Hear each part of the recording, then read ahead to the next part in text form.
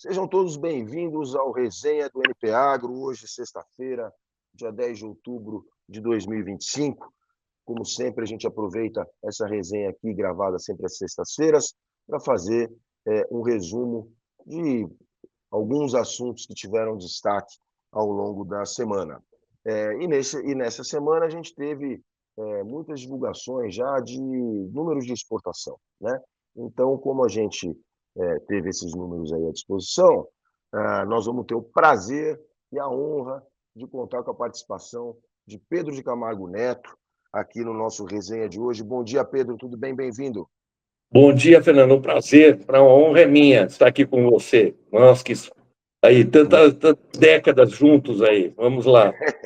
É isso mesmo. Bom, o Pedro, todo mundo conhece, mas foi secretário de Produção e Comércio, né, do Ministério da Agricultura, foi presidente da Sociedade Rural Brasileira, entre tantos outros cargos e funções que teve ligados ao agro ao longo dessas últimas décadas, né? O Pedro de Camargo foi o idealizador também, teve por trás dos dois painéis que o Brasil ganhou no comércio internacional lá na OMC, primeiro em relação ao açúcar, numa disputa que foi com a União Europeia, e depois uma disputa envolvendo algodão, subsídios americanos ao algodão, contra os Estados Unidos, né? Então, enfim, o Brasil ganhou esses dois painéis na OMC, o Pedro que foi muito ativo nesses dois processos, e a gente estava brincando aqui antes de começar, num tempo em que havia comércio multilateral, né? Num tempo que a OMC, a Organização Mundial do Comércio, valia alguma coisa, né, Pedro?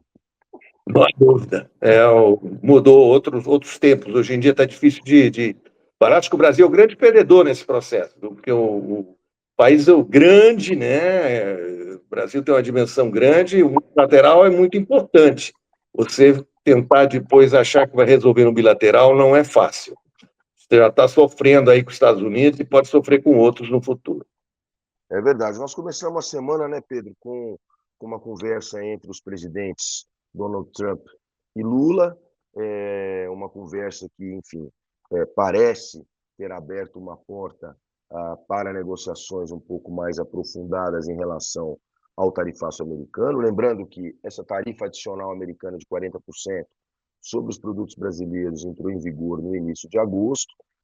Os Estados Unidos já haviam imposto uma tarifa de 10% lá em abril, agora em agosto, então, impôs uma tarifa adicional de 40%, a gente passa a ter, então, uma taxa de 50% para exportar para os Estados Unidos, com uma lista de exceção, né? Com uma lista de exceção que no agro poupou, entre outros produtos, o suco de laranja. E por que tem essa lista de exceção?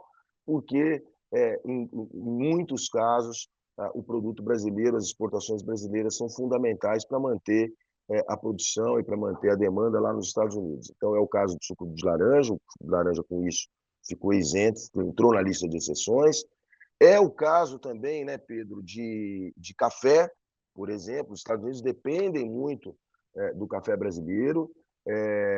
Há uma expectativa grande, essa expectativa cresceu durante essa semana com o início das conversas ali, Lula-Trump, Trump escalando o Marco Rubio, né, o secretário de Estado, para cuidar dessa questão com o Brasil. Enfim, toda essa movimentação encheu os exportadores de café de esperança, porque o café, um pouco menos que o caso do suco, mas o café também brasileiro é fundamental lá para o equilíbrio de oferta e demanda nos Estados Unidos. Então, a cadeia do café está na expectativa para que, de repente, o produto possa entrar também nessa lista de exceção. O café setembro, a gente tem dados aqui detalhados do Secafé, o Secafé divulgou, setembro a gente teve uma queda de volume de exportação para os Estados Unidos de 52,8% em relação ao mesmo mês do ano passado. No total, as exportações de café caíram 18,4%. E o duro, né, o PT, tem outros produtos que a gente vai falar daqui a pouco, mas é muito complicado você também perder essa previsibilidade, né? Quer dizer, você muitas vezes está ali produzindo, contendo a exportação na mira e, de repente, num mundo em que não há mais regras, né? Ou que essas regras ficaram meio frouxas, aí, como a gente viu nesse caso dos Estados Unidos, fica mais complicado do produtor exportador poder se preparar, né, para esse comércio, não é isso? Não, não há dúvida. Eu acho que essa questão das regras, Fernando, é uma perda enorme, né? Porque regra, você pode até reclamar da regra. Eu fiz aí décadas de reclamando das regras, reclamando de subsídio, reclamando de tarifa, mas você reclamava de uma regra, era algo conhecido. Então você estava produzindo sabendo que a regra era aquela. Você podia não gostar, você sabia de antemão, você investia sabendo que a tarifa é aquela, que o subsídio ia ser aquele e tal. E eu agora não, agora o Trump rasgou o livro de regras, né? E isso é muito negativo. Eu acho que para nós a gente começa a ficar sujeito a esse tipo de negociação, de vai lá, vai cá, não, é dependente, não é dependente, isso é muito ruim. Hoje com os Estados Unidos, amanhã pode ser com outro país. Essa perda das regras é muito negativa. Quer dizer, eu em 49, esse conjunto de regras multilaterais vem do pós-guerra e foi liderado e meio imposto pelos Estados Unidos. Essa que é a grande coisa. Quer dizer, Organização das Nações Unidas, Organização Mundial da Saúde, FMI, o GATT, a Corte de Aritmo e Comércio, isso foi tudo regras para o mundo do vencedor da Segunda Guerra. Os Estados Unidos, como vencedor da Segunda Guerra, organizou o mundo ali da sua maneira multilateral, onde é multilateral e ele tinha grande influência no processo, né? O GATT, primeira vez que eu fui a Genebra, era GATT ainda, acompanhei o ministro Cabreira, em 1990, você imaginar, e era GATT. Eu estava lá preocupado com as importações, eles estavam, com a abertura do Fernando Collor, estavam vendendo leite em pó, estavam vendendo carne em Chernobyl, e nossa preocupação era nos proteger desses subsídios, dessas distorções, mas existia a regra, né? Você ia lá e reclamava da regra. Aí veio, em 94, criou a OMC, fortaleceram as regras, saiu um acordo sobre a agricultura, que ficou claro lá o que era, o que podia, o que não podia, né? E eu passei a acompanhar todas as reuniões multilaterais, todas as reuniões ministeriais da OMC, quando os avanços ou davam ou se debatia, né? E veio os dois contenciosos que você mencionou, que eram justamente, nós analisamos e viu, olha, vocês assinaram isso e não estão cumprindo. Então, você tinha um conjunto, né? Vocês assinaram que vocês iam subsídio para esse limite, era isso, podia fazer isso, podia não fazer aquilo. Vocês não estão cumprindo o que vocês assinaram. E isso que levou ao contencioso. No do algodão com os Estados Unidos, também é interessante observar, Fernando, que quando eu ia aos Estados Unidos reclamar, ia a Washington, né, e falava, olha aqui, pô, vocês assinaram e não estão cumprindo, vocês não é isso, eu tenho direito a reclamar, né, vocês estão me atrapalhando, né, não estão, tem uma concorrência desleal, não é que tinha subsídio, era que é subsídio além do permitido. Né? E eu recebia internamente nos Estados Unidos, eu diria que um amplo apoio. Né? Não existia a visão. Eles falaram, realmente, isso é um lobby, tem subsídio demais mesmo, tanto no parlamento, na academia, na faculdade, o próprio USDA, dentro do ministério, quase que eles falavam, isso aí o Congresso aprovou, mas o que a gente vai fazer? Está errado, está errado. E só com o agricultor, não era só o agricultor, o National Cotton Council, que tem a agricultura, o agricultor e a cadeia lá, é que eles falaram, não, isso aí é o seguinte, eu me lembro direitinho de um americano num debate, chegou e falou assim, Genebra não vai mandar em Washington, isso aqui é Washington, né? Nós vamos fazer aquela posição do meio imperialista, né? Então, eu me lembro de falar para ele, mas espera um pouco, não é Genebra, isso aqui quem escreveu lá em Genebra foram vocês, mesmo. Né? Eles eram os grandes líderes dos acordos que eram propostos e depois pressionados e ajustados, tal, mas o que estava lá era o interesse norte-americano. Né? Tanto é que nós ganhamos e não houve grandes. Acabamos fazendo um acordo, tal, mas não houve nem reação, ninguém entendeu como uma agressão, porque era entendido como algo da lei, né? Obrigação de Perfeito. seguir, reclama. Hoje É, não. Hoje você vem Trump, põe 10, põe 40, põe não sei o quê, e não tem mais o que falar. É não, de uma fato. outro mundo, viu? É um outro mundo que a gente vive, difícil de avaliar. De fato. Bom, os grandes números, né, o Pedro, muitas vezes disfarçam problemas ali em algumas cadeias ou problemas para algumas empresas exportadoras, né? O fato é que a gente tem realmente um agro muito diversificado. Para as grandes commodities, digamos assim, a gente tem nossos produtos têm muita liquidez no exterior, né? Então a gente tem visto, por exemplo, isso no caso da carne bovina, né? A carne bovina está sofrendo com tarifaço. A carne bovina in natura, por exemplo, já pagava mais de 20% antes de abril, aí entrou 10%, agora entrou mais 40%, enfim, perdeu muita competitividade nos Estados Unidos, a carne bovina in natura brasileira, por causa disso, por causa desse tarifaço. Porém, o que a gente está vendo e tem visto isso de uma maneira muito clara, né? A gente tem uma triangulação.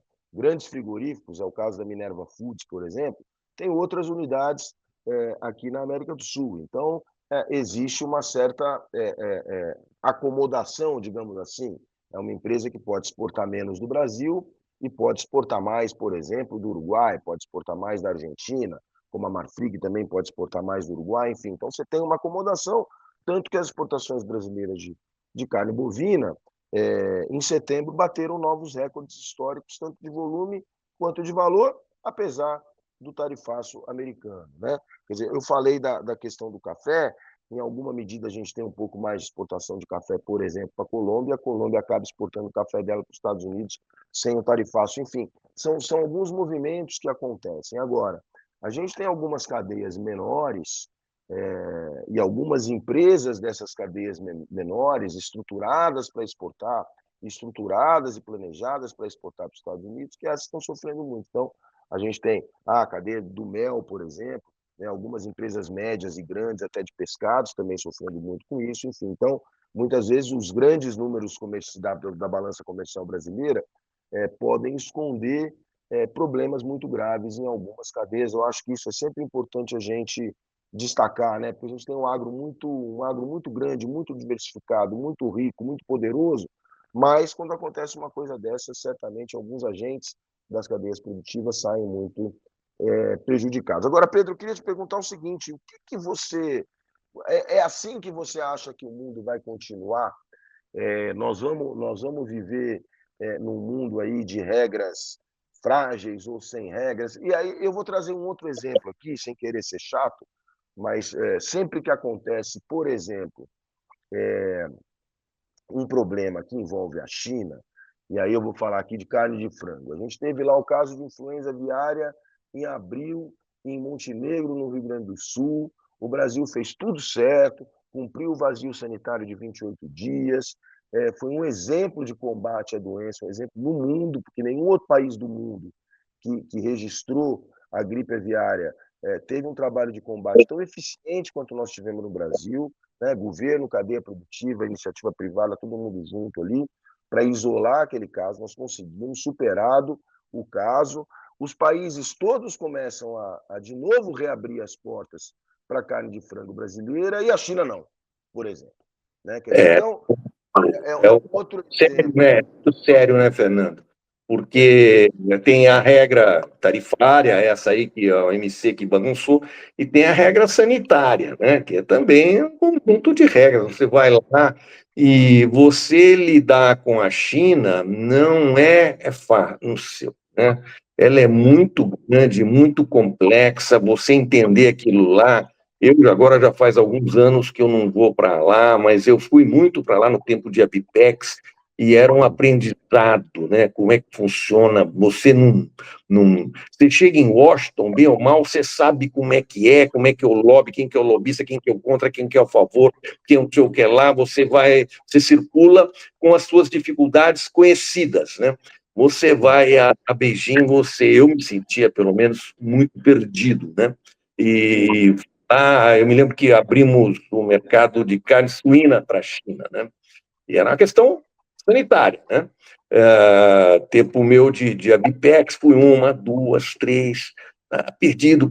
Daí um dia eu conversei com um representante de uma empresa brasileira, um europeu tal, ele me deu o nome de um chinês, ela falou, não, você tem que vai lá, procura o chinês tal. Daí eu mandei para a embaixada, falei, marca a reunião com esse dia que você marcar, eu vou. Ela marcou, fui lá, daí o chinês falou, me deu o mapa da mina, é assim, você faça isso, faça aquilo. Daí nós chegamos, preenchemos tudo direitinho tal, e o processo não andava devagar. Daí o presidente Dilma assumiu a presidência da República e teve uma reunião de BRICS na China. BRICS na China, tá? Então ela foi a China para o BRICS, mas eles queriam fazer alguma coisa no bilateral. Na hora que queriam fazer alguma coisa bilateral, os caras lembraram, tem aquele negócio da carne suína lá debaixo da pilha e tal. Tiraram debaixo da pilha e aprovou a China. Então, é muito difícil, você fica dependendo de tirar debaixo da pilha, de ter uma compreensão, de ter alguém que entenda os meandros do poder lá na China, e hoje a gente é extremamente dependente deles. Né? Pois exatamente. Também, 20 anos atrás, daí anterior a isso, nós tivemos um problema muito sério de embarque de soja, não sei se você lembra ainda. Eu me lembro que no ano 2002, 2003, houve um embarque de soja do Rio Grande do Sul que embarcaram semente, então tinha soja contaminada com aquele tratamento de semente, chegou lá, o navio parou, mas não é que o navio parou 20 navios, foi um desastre. Né? E ninguém sabia mexer. Lógico que hoje nós estamos 20 anos depois, a gente tem um relacionamento muito melhor, a China tem investimentos no Brasil grandes, mas compreender a China precisa mais de Confúcio, que a gente não entende direito. Né? Nos Estados Unidos, tem um Trump que é completamente imprevisível, né? A gente não sabe direito o que vem, né? Mas você ainda está caminhando em uma sociedade parecida com a nossa, né? É isso. Precisa te contar da carne. Eu também na Bitex, quando eu entrei na Bitex, era para abrir, principalmente, o primeiro mercado que eles queriam abrir era o Japão. Né? Era o Japão, e eu comecei a trabalhar no Japão, daí entrou China, daí entrou Coreia, e daí, em um determinado momento, eu pus Estados Unidos, né? Aí eu me lembro no reunião de conselho, não, mas Estados Unidos, eu falei, lá o mercado é pequeno. Eu falei, não, mas vamos pôr, porque lá a barreira é sanitária, né? E a gente trabalhar uma barreira sanitária nos Estados Unidos é mais técnico, né? Você vai lá no EIF, você é presidente, você lida com veterinário, o cara é mais, você fala inglês, ele responde em inglês, e aí os dados veterinários caminhou. E um dia abrimos para Santa Catarina, livre de febre aftosa sem vacinação, abrimos suíno e bovino, que era febre aftosa. Daí eu olhei bovino, tinha-se uma cota de 60 mil toneladas sem tarifa, depois vinha uma tarifa de 26,5%. Eu olhei aquilo e falei, bem, essa cota de 60 mil vai ser uma briga, a gente vai pegar 20, 30, porque a gente é forte, e parou nisso, vai ser um mercado insignificante. De repente, você vê que está pagando os 26, descendo os últimos poucos anos. Né?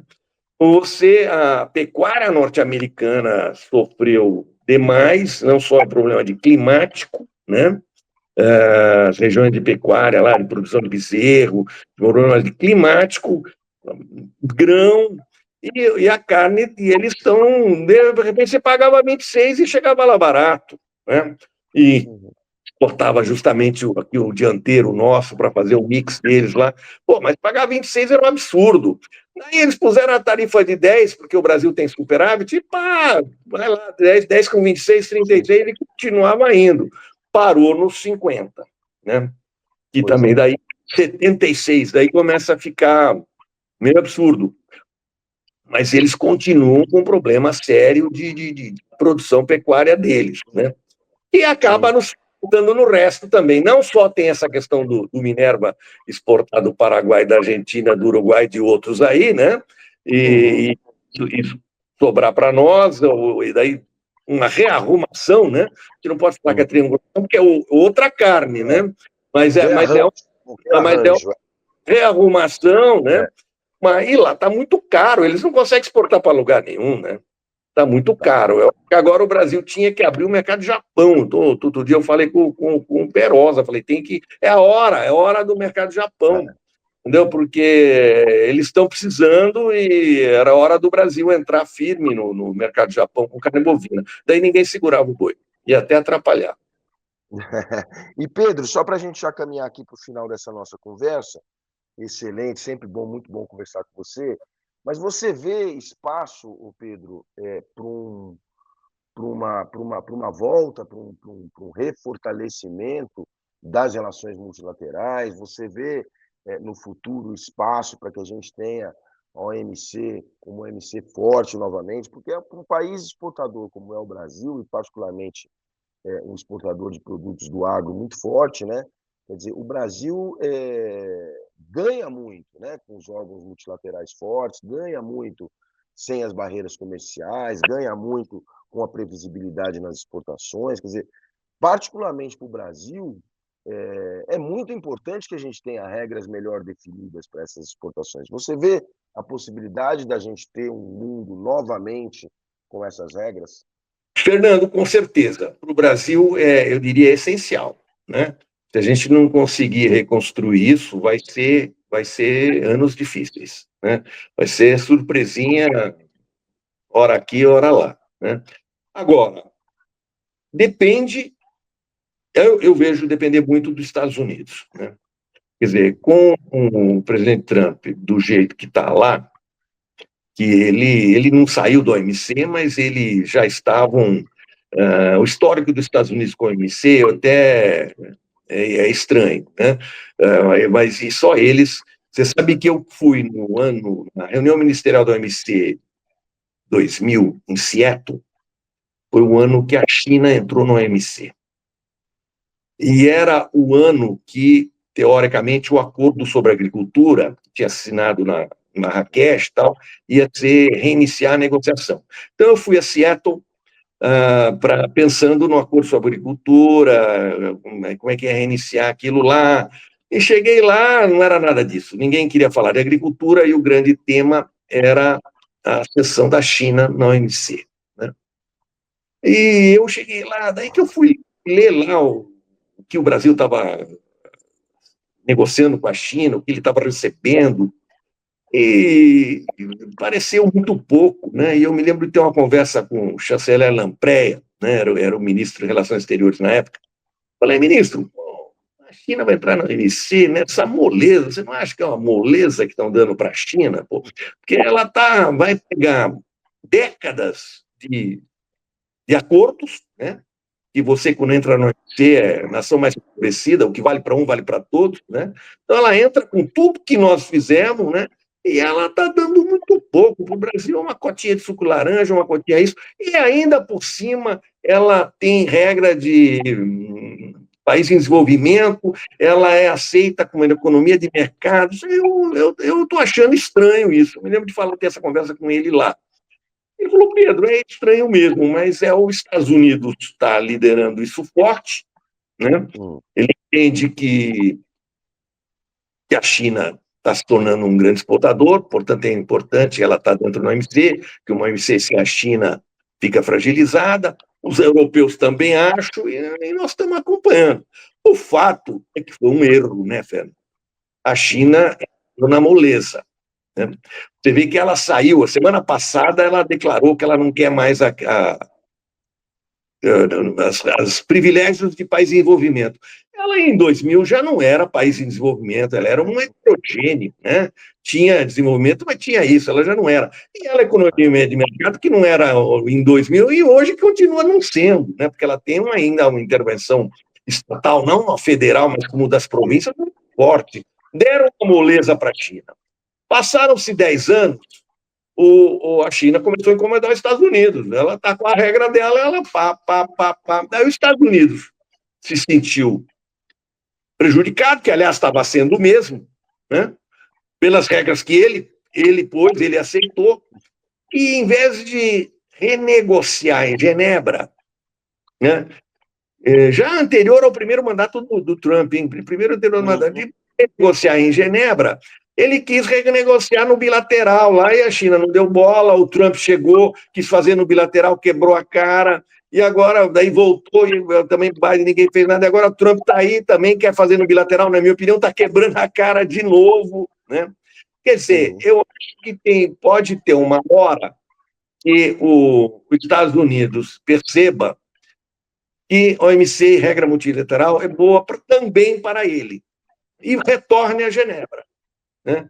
Aí a gente consegue, talvez, enfrentar e melhorar. Eu acho que tem esses debates que estão ocorrendo em Genebra, estão tentando, mas sem os Estados Unidos eu acho muito difícil.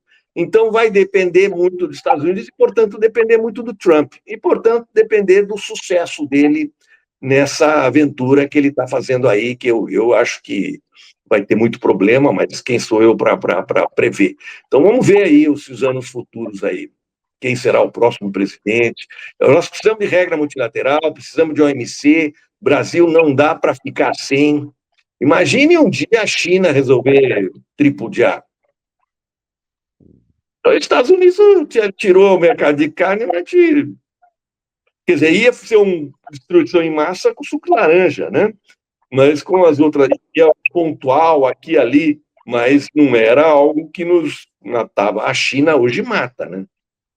Não, é verdade. Olha, no caso dos sucos de laranja, só para a gente terminando a nossa conversa, no primeiro trimestre dessa safra 2025-2026, né? Aí nós estamos falando de julho, agosto e setembro, nós tivemos um aumento de quase 40% do volume de exportação de sucos de laranja para os Estados Unidos. Enfim, para nós aqui do Resenha, dessa resenha de sexta-feira, foi um imenso prazer conversar com o Pedro de Camargo Neto, um dos grandes expoentes do nosso agro, com participações sempre muito importantes, tanto na área pública quanto na área privada, para nos dar aqui alguma luz sobre o que pode acontecer no comércio global. Muito, muito, muito obrigado, Pedro, pela sua participação hoje aqui no Foi um prazer, Fernando. Maravilha. A resenha está disponível no YouTube, está disponível no nosso site npagro.com.br, está disponível nas nossas mídias sociais, está disponível também nas mídias do Pedro. Enfim, não perca. Muito obrigado. Acompanhado aí vocês. Um abraço, sucesso. Obrigado. Um abraço. Até logo a todos.